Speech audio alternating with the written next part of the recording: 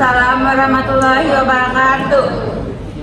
Kami dari kelompok 5 akan memaparkan materi dari presentasi kami, judulnya Etika Big Data. Materi pertama akan disampaikan oleh Nabila. Baiklah teman-teman, sebelum membahas etika di dalam Big Data, kita perlu memahami terlebih dahulu apa itu Big Data.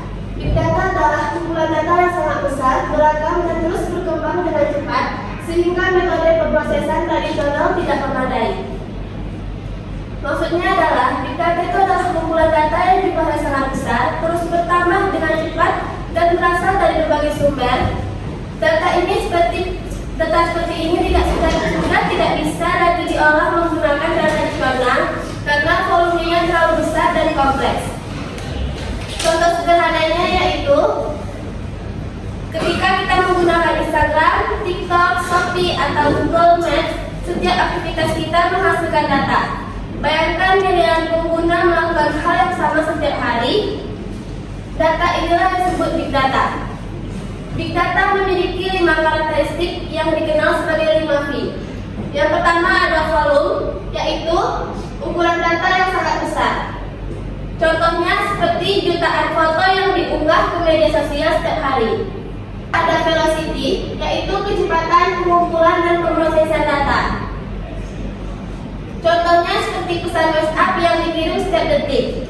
Yang ketiga ada variety, yaitu data berasal dari berbagai format seperti contohnya yaitu teks, foto, video, audio, dan sensor. Yang keempat ada veracity, yaitu tingkat keakuratan dan kualitas data. Contohnya yaitu ada data umur harus sesuai dengan umur sebenarnya. Yang kelima ada value, yaitu nilai atau manfaat yang bisa diperoleh dari data tersebut. Contohnya yaitu data penjualan digunakan untuk mengetahui produk yang paling laku.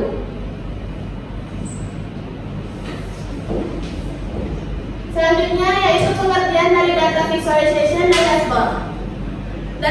Apa itu data visualization?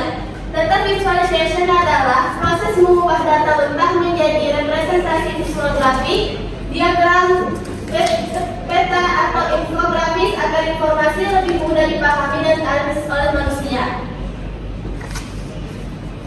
Sebagai contoh, jika kita melihat tabel penjualan dari ribuan angka, mungkin sangat sulit dipahami. Tetapi, ketika data tersebut diubah menjadi grafik, kita bisa langsung melihat apakah penjualan itu sedang naik atau turun. Karena mata manusia itu lebih cepat memahami gambar daripada angka. Jadi, data visualization itu adalah menampilkan data dalam bentuk grafik, dalam bentuk gambar atau grafik. Sedangkan dashboard adalah antarmuka visual terpusat yang menampilkan kumpulan metrik, indikator kinerja, dan visualisasi data secara real-time untuk mendukung pengambilan keputusan. Maksudnya yaitu dashboard itu adalah tampilan yang berisi berbagai informasi yang penting dalam satu layar. Contohnya, di dalam satu layar itu semua ditampilkan, ada grafik penjualan, jumlah pelanggan, keuntungan, dan target perusahaan. Jadi perbedaan utama dari visualization dan dashboard adalah kalau data visualisasi biasanya fokus pada satu analisis tertentu, sedangkan dashboard digunakan untuk monitoring berbagai indikator secara bersamaan. Jadi peran visualisasi dan dashboard adalah untuk membantu mengubah data yang sangat banyak menjadi informasi yang mudah dipahami sehingga keputusan dapat dibuat dengan cepat dan tepat. Baiklah, saya lanjutkan tentang etika dalam Big Data. Setelah memahami Big Data, sekarang kita masuk ke aspek etika. Mengapa etika penting? Kenapa? Ada yang tahu nggak?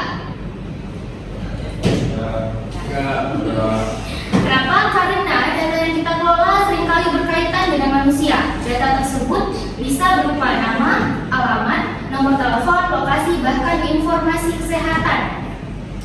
Prinsip pertama adalah privacy atau privasi. Organisasi harus menjaga data pribadi pengguna agar tidak disalahgunakan. Lalu prinsip kedua adalah consent atau persetujuan. Pengguna harus mengetahui dan menyetujui bagaimana datanya digunakan. Lalu prinsip yang ketiga ada transparansi. Organisasi harus terbuka mengenai tujuan, pengumpulan dan penggunaan data. Yang keempat, akuntabilitas. Jika terjadi kebocoran atau penyalahgunaan data, organisasi harus bertanggung jawab. Dan prinsip yang kelima, keterbukaan data. Data yang tidak bersifat sensitif dapat dibagikan untuk mendukung penelitian dan inovasi. Prinsip yang terakhir ada value. Pengguna berhak mengetahui apakah data mereka digunakan untuk menghasilkan keuntungan ekonomi. Jadi, etika big data bukan hanya tentang teknologi, tetapi juga tentang menghormati hak dan kepentingan manusia. Kita lanjut etika data visualization dan dashboard. Banyak orang yang menganggap visualisasi dan data hanya soal membuat grafik yang menarik. Padahal yang lebih penting adalah kejujuran dalam menyajikan informasinya. Prinsip-prinsip pertama adalah akurasi dan kejujuran. Grafik harus menggambarkan kondisi yang sebenarnya. Misalnya, kenaikan penjual dari 100 menjadi 105. Jika sumbu grafik dipotong, kenaikan kecil tersebut bisa terlihat sangat besar dan menyesatkan. Prinsip kedua, transparansi sumber data. Audiens harus mengetahui data berasal dari mana dan kapan data tersebut diambil.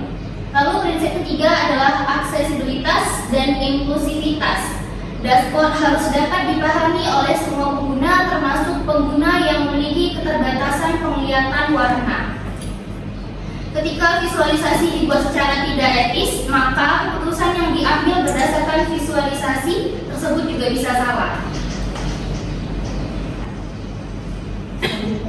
Pada slide ini kita akan melihat contoh dashboard yang etis dan tidak etis. Ada dashboard yang tidak etis.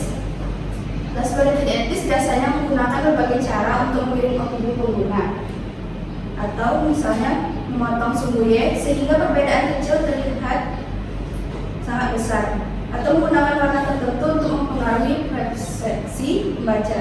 Bahkan ada yang sengaja menyembunyikan data yang tidak mendukung kesimpulan mereka. Ada juga yang memanipulasi ukuran grafik, VDE atau berbentuk spreadsheet. Dashboard yang baik juga mencantumkan sumber data, tanggal pembaruan, serta menjelaskan arti setiap indikator yang ditampilkan. Jadi tujuan dashboard yang etis itu untuk membantu menggunakan memahami fakta, bukan menggiring pengguna menuju kesimpulan tertentu.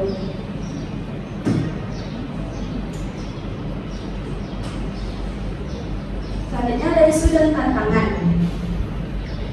Tantangan pertama yaitu bias algoritma. Algoritma belajar dari data yang ada. Jika data pelatihan mengandung bias, maka hasil keputusan algoritma juga bisa bias. Contohnya pada proses rekrutmen kerja, sistem AI dapat melihat sering memilih laki-laki dibanding perempuan karena data histori sebelumnya dominasi laki-laki. Selanjutnya ada tantangan kebocoran data. Saat ini data menjadi aset yang berharga sehingga sering menjadi target serangan siber. Tantangan ketiga yaitu misleading visualization, yaitu data yang menyebabkan keputusan bisnis maupun kebijakan publik menjadi tidak tepat. Yang keempat ada penggunaan AI, yaitu AI mampu mempercepat analisis data, tetapi tanpa pengawasan manusia. AI dapat menghasilkan interpretasi yang tidak etis atau bahkan diskriminatif. Selanjutnya kita akan membahas tentang kerangka regulasi dan tata kelola data. Yang pertama itu GDPR, yaitu General Data Protection Regulation. GDPR itu sendiri mengatur bagaimana organisasi mengumpulkan, menyimpan, dan menggunakan data pribadi kita. Salah satu prinsip penting dari GDPR ini adalah hak untuk dilakukan, hak untuk dilupakan, yaitu hak pengguna untuk meminta datanya dihapus. Salah satu prinsip penting dari GDPR ini yaitu hak untuk dilupakan. Di Indonesia sendiri kita memiliki undang-undang perlindungan data pribadi atau biasanya disebut dengan UU PDP nomor 27 tahun 2022. Selain regulasi ini, organisasi juga harus menerapkan tata kelola data yang baik Misalnya, membuat kebijakan data, membuat kebijakan etika data, melakukan audit algoritma, memberikan pelatihan kepada karyawan, dan memastikan transparansi dalam pelaporan datanya. Dengan demikian, penggunaan big data ini dapat memberikan manfaat tanpa mengorbankan hak-hak dari penggunanya. Contohnya itu studi kasus pelanggaran dari etika data. Pada slide ini kita akan melihat beberapa kasus nyatanya. Yang pertama adalah Facebook dan Cambridge Analytica yang terjadi pada 2018. Masalah yang terjadi di sini yaitu jutaan data pengguna Facebook digunakan tanpa izin dari orangnya sendiri untuk kepentingan kampanye publik. Kasus ini menunjukkan bahwa data pribadi dapat digunakan untuk mempengaruhi opini atau pendapat dari perilaku masyarakatnya. Lalu contoh kasus yang kedua yaitu dashboard COVID-19 yang terjadi pada tahun 2020 sampai 2021. Beberapa dashboard menggunakan grafik yang kurang tepat sehingga masyarakat itu mendapatkan persepsi yang salah mengenai kondisi pandemi. Yang kasus ketiga yaitu sistem rekrutmen AI milik Amazon yang terjadi pada 2018. AI tersebut menunjukkan bahwa bias terhadap kandidat perempuan karena belajar dari data historis yang didominasi dari laki-laki. Nah, jadi dari ketiga kasus ini kita dapat melihat bahwa masalah utama itu bukan terletak pada teknologinya, tetapi pada bagaimana teknologi tersebut kita gunakan. Kesimpulannya, etika big data mencakup privasi, persetujuan, transparansi, dan akuntabilitas sebagai fondasi utama pengelolaan data yang bertanggung jawab. Visualisasi data dan dashboard harus akurat, transparan, dan bebas dari manipulasi yang dapat menyesatkan pengambilan keputusan. Tantangan utama meliputi bias algoritma, kebocoran data, dan misleading visualization yang dapat merugikan individu dan organisasi. Regulasi seperti GDPR serta kerangka tata kelola yang kuat diperlukan untuk memastikan penggunaan big data yang etis dan bertanggung jawab. Lalu yang terakhir, kolaborasi antara teknologi, desainer, dan pemangku kepentingan diperlukan untuk memastikan visualisasi big data yang inklusif dan berintegrasi. Waalaikumsalam warahmatullahi wabarakatuh. Kami akan melanjutkan materi mengenai konsep etika big data. Bagi pertama dibacakan oleh teman kita Sri Melati. Pertama, apa itu etika big data? Menurut Floridi 2005 mendefinisikan etika data sebagai sistematisasi, pembelaan, dan rekomendasi konsep perilaku benar dan salah yang terkait dengan data, khususnya data pribadi. Definisi operasionalnya, etika big data adalah serangkaian prinsip moral, pedoman, dan praktik yang mengatur cara data dikumpulkan, diproses, dianalisis, dan digunakan dengan tujuan memastikan bahwa data tidak dipakai dengan cara yang melanggar privasi, mendiskriminasi, atau menimbulkan bias yang merugikan. Mengapa etika big data penting? 73% proyek data menghadapi tantangan etika dalam implementasinya. 2,5 quintillion byte data diproduksi setiap hari dan terus meningkat. Tanpa etika, data berisiko menjadi alat diskriminasi dan manipulasi. Berikut ada 6 prinsip inti etika big data. Yang pertama itu transparansi. Individu berhak mengetahui data apa yang dikumpulkan, untuk tujuan apa, dan siapa yang memiliki akses. Proses algoritma harus dapat dijelaskan dan diaudit. Yang kedua, persetujuan atau informed consent. Consent harus diberikan secara sukarela, informasi dan spesifik sebelum data dikumpulkan. Consent aktif, pasif, pengguna harus bisa mencabut izin kapan saja. Privasi, yang ketiga ada privasi dan kerahasiaan. Setiap individu memiliki hak asasi atas privasi data pribadi, wajib dilindungi dari akses tidak sah, kebocoran, atau penyalahgunaan sepanjang siklus hidupnya. Yang keempat ada ownership atau kepemilikan data. Individu memiliki klaim atas data yang merepresentasikan dirinya. Pertanyaan kepemilikan muncul saat data dicatat, siapa yang berhak, yang mengamati atau yang diawati. Yang kelima ada akuntabilitas. organisasi bertanggung jawab penuh atas penggunaan data, termasuk dampak yang ditimbulkan. Dan keenam, ada keadilan dan non-diskriminasi. Data dan algoritma tidak boleh menghasilkan hasil yang diskriminatif. Dan data set harus representatif, bias sistemik, harus diidentifikasi dan dimitigasi secara aktif. Selanjutnya akan dijelaskan oleh Bang Iqbal. Dimensi etis berbasis kepemilikan dan persetujuan data.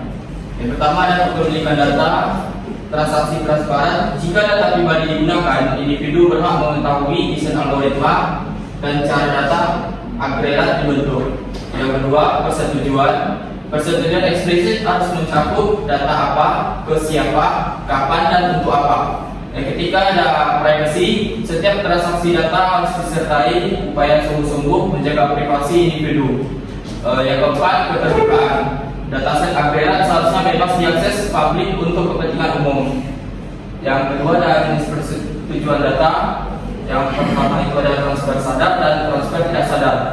Transfer sadar yaitu pengguna diberitahukan secara jelas dan tepat waktu bahwa datanya dikumpulkan dan disimpan.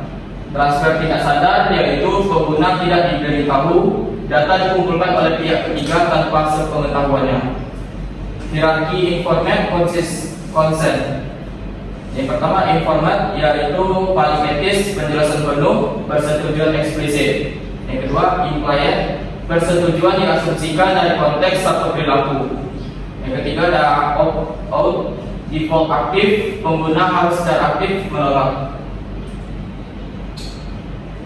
Di sini ada 6 isu-isu etis utama dalam big data. Yang pertama, pengumpulan data berlebihan.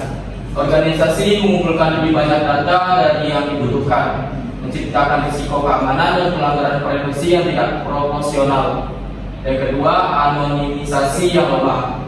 Data yang dianonimkan masih dapat de-anonimkan dengan menggabungkan sumber data lain. Teknik ini disebut reidentifikasi. Yang ketiga, bias dan diskriminasi algoritmik. Algoritmik yang dilatih dengan data historis yang bias akan mereproduksi bahkan memperkuat ketidakadilan yang ada di masyarakat. Yang keempat, pengawasan masif. Big data memungkinkan pemantauan perilaku, lokasi, dan preferensi individu secara real time dalam skala besar tanpa disadari.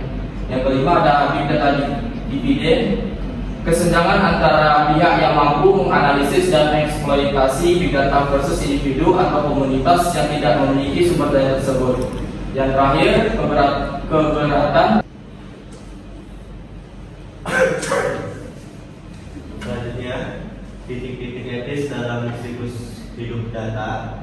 Yang pertama, pengumpulan. Pertimbangan etisnya konsen aktif atau pasif. Apakah data yang dikumpulkan proporsional dengan kebutuhan? Yang kedua, penyimpanan. Pertimbangan etisnya inskripsi, hak akses, kebijakan retensi, dan berapa lama data disimpan. Selanjutnya, pemrosesan. Pertimbangan etisnya anonimisasi, identifikasi, dan mitigasi bias sebelum analisis dilakukan. Selanjutnya, analisis. Pertimbangan etisnya keadilan model, transparansi algoritma, dan menghindari intervensi yang diskriminatif. Yang terakhir, distribusi. Pertimbangan etisnya kepada siapa atau insight dibagikan, apa batasan penggunaan sebenarnya. Selanjutnya,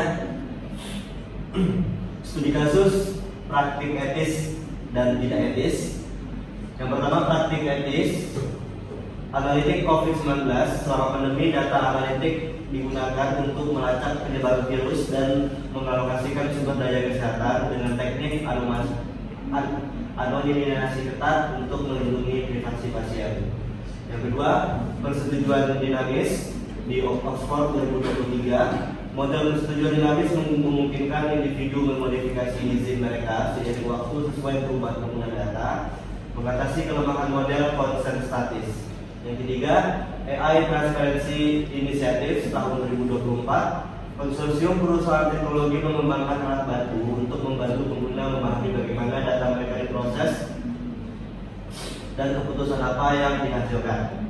Selanjutnya, praktik tidak etis. Yang pertama, Cambridge Analytica tahun 2018. Data 87 pengguna Facebook dipaten tanpa persetujuan eksplisit dan digunakan untuk memanipulasi opini politik dalam pemilu tanpa sepengetahuan pengguna. Sebagai terakhir kesimpulan, etika big data bukan sekedar regulasi, ia adalah komitmen moral yang berakar pada filosofi, kantian, utilitarian, kontrak sosial, dan etika kebajikan. Masing-masing menawarkan lensa evaluasi yang berbeda. Yang kedua, 6 prinsip inti tidak bisa diabaikan, yaitu transparansi, informed consent, privacy, kepemilikan, akuntabilitas, dan keadilan adalah fondasi minimal pengelolaan data yang bertanggung jawab. Lalu yang ketiga, isu etis bersifat sistemik dan berlapis, dari pengumpulan berlebihan, anonimitas lemah, bias algoritma, hingga big data e-byte. Setiap tahap siklus hidup data mengandung titik-titik risiko etis. Kemudian yang terakhir, tata kelola etis memerlukan 6 pilar: data governance, privacy by design, audit algoritma, literasi digital, persetujuan dinamis, dan kedaulatan data harus diintegrasikan secara bersamaan.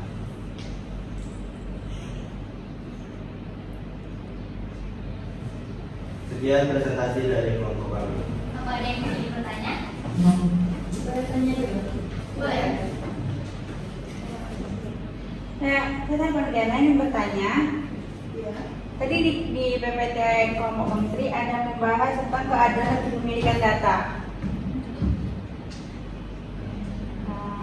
Ini aku nanya, apakah etis jika perusahaan memperoleh keuntungan miliaran rupiah dari data pengguna, sementara pengguna tidak mendapatkan apapun selain layanan gratis?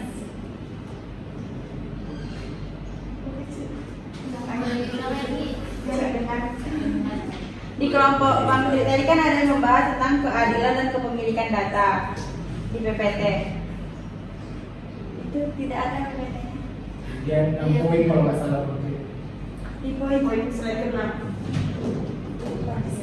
Yang 6 poin isu etis. Coba. keadilan dan kepemilikan data. Iya ini.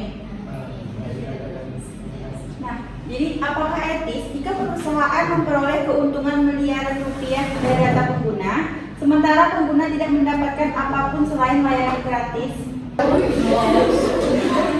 Apakah etis kalau perusahaan memperoleh keuntungan miliaran rupiah dari data pengguna, tetapi pengguna tidak mendapatkan apapun selain layanan gratis?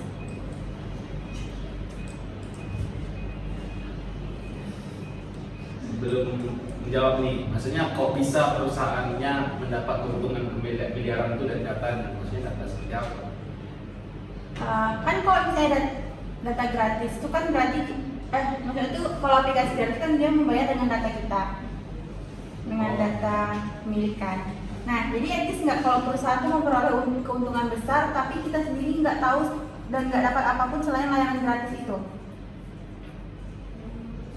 Ya tentu nggak etis, karena bisa kita baca di nomor 3 ada privasi dan kerahasiaan. Setiap individu memiliki hak asasi atas privasi. Data pribadi wajib dilindungi dari akses tidak sah, kebocoran atau penyalahgunaan sepanjang siklus hidup.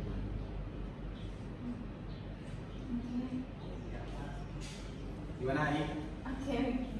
Jadi nggak etis ya? Boleh, boleh. Ini kan ada misal nih sebagai contoh ada satu karyawan itu orang perusahaan ini meminta si karyawan manajer ini memasang alat kaca untuk memintai si karyawan tersebut yang diduga membocorkan data perusahaan. Apakah itu sekedar melindungi aset perusahaan atau melanggar privasi total karyawan tersebut? Itu kan ada dilaporkan privasi dan kerahasiaan. Setiap individu memiliki hak asasi atau atas privasi mereka sendiri. Itu gimana solusinya?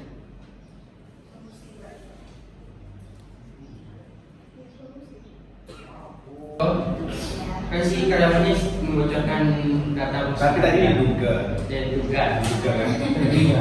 juga membocorkan data perusahaan. Terus sisi lain si perusahaan ini menempelkan alat pelacak di laptopnya gitu. Itu melanggar privasi karyawan atau Tidak. tidak? Ya, sedangkan si karyawan ini itu etika ya.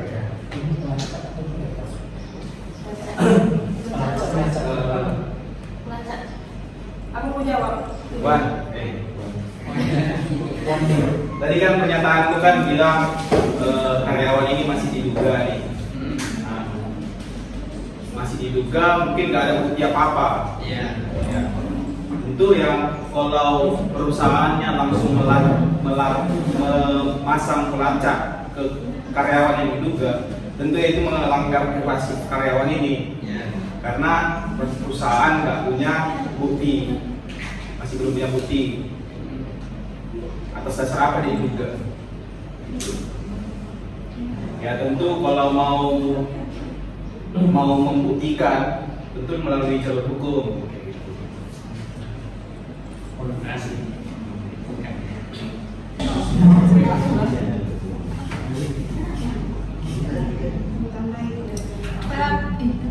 Udah kami stop ya.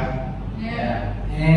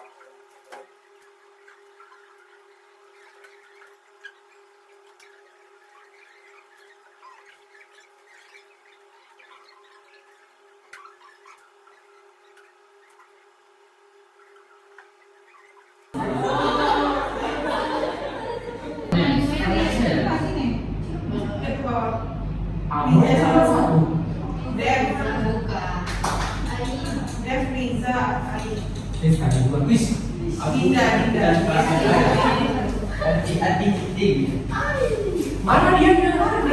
Ini. Ada juara satu. Mana juara satunya guys? Apa saja nampilan yang diperlukan dalam tata kelola etis data? Apa itu jawabannya? Nampilan itu ini Pak. Oh, kecepatan. Iya. Ya, Bang, bentar ya, dibuka. Yang baca satu. Iya. Ini matriks. Tampilan. Iya guys. Ini ada gambarnya. Mana ada apa? Iya.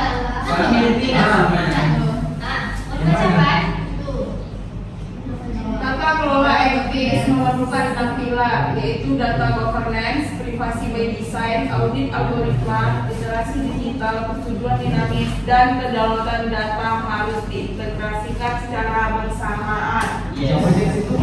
Jawabannya kan data governance, privasi by design, audit algoritma, literasi digital, persetujuan dinamis, dan kedaulatan data yang abang.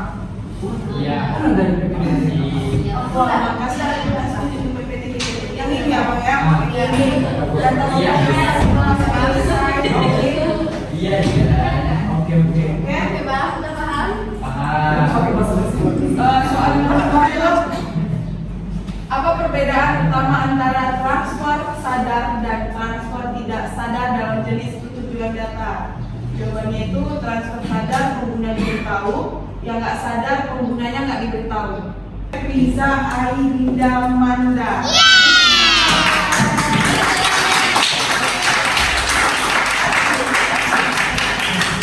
Kami tutup dulu ya. Baiklah, hanya itu saja yang dapat kami sampaikan dan kami paparkan. Kami tutup. Assalamualaikum warahmatullahi wabarakatuh.